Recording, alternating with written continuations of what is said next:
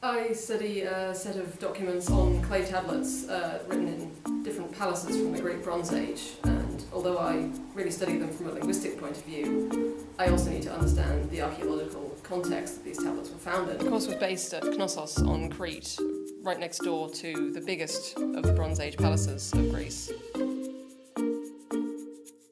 Knossos was one of the first major Bronze Age palaces to be excavated by Arthur Evans starting from about 1900, and was also famously and somewhat controversially reconstructed or partially reconstructed in concrete, such as the throne room with its reconstructed fresco of griffins. The course was a really great learning experience because we weren't just sitting in a classroom, we were actually handling real pottery the whole time, and a lot of hearing about it from world experts. We even got the chance to try decorating and firing our own pottery with a local potter who specialises in reproducing ancient pottery techniques. And here you can see the finished products, some more successful than others. Amazing place to visit as a classicist because it combines so many aspects of the ancient and medieval world. It's a sort of melting pot of Byzantine influence and the momentum of the Crusades and Crusader-Knight organisations, all of which you can see if you go there through the lens of the ancient Greek cultures which existed there before. And it's also a really, really beautiful part of the world. Well, Limnos is perhaps the best known sort of ancient site on Rhodes. The climb up there is pretty tiring, but also really beautiful, with a wonderful view over the sea and the rocks.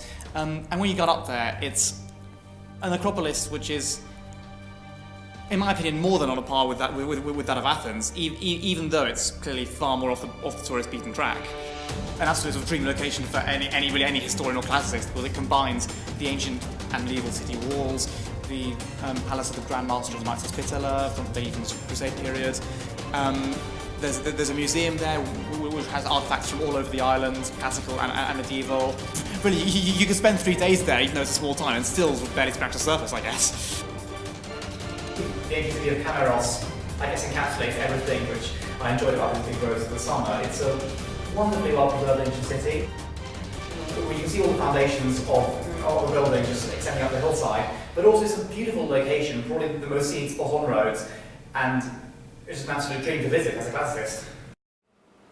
The British School at Athens Summer School teaches archaeology by visiting archaeological sites, which is the very best way to understand any Greek site. The course began in Athens looking at some of the best known monuments from the ancient world, such as the Erechtheum or the Temple of Olympian Zeus. A lot of that temple is actually a reconstruction. There are only 2 standing column drums, and the rest has been reconstructed to give people an idea of what the temple might have looked like in antiquity.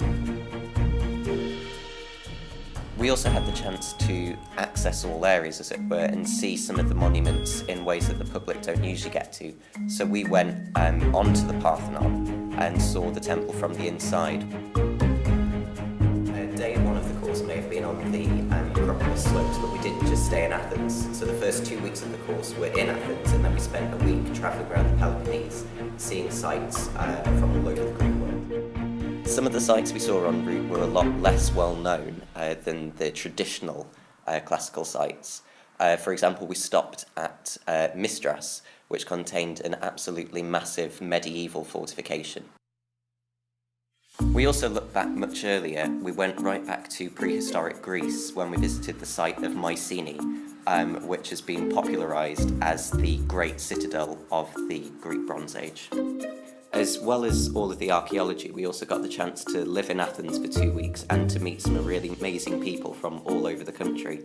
We made great friends over the course of the week and did lots of other stuff together as well, such as taking a boat trip around Sphacteria Bay, just off Pylos. And at the end of the week, we recreated the Olympian running race at the site of Olympia. It was an absolutely fantastic experience, and I just want to go back and live in Athens now.